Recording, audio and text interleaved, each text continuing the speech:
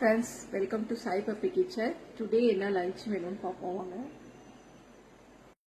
இன்னைக்கு என்ன லஞ்ச்னா சுட சுட சாதம்.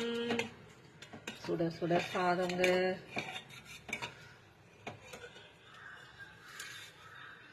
அப்புறமா முருங்கைக்காய் கேரட் போட்டு வாசமா சாம்பார்.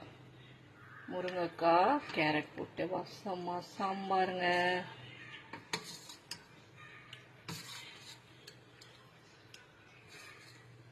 அப்புறம் எண்ணெய் கத்திரிக்காய் பண்ணி எடுத்து வச்சுருக்கேன்.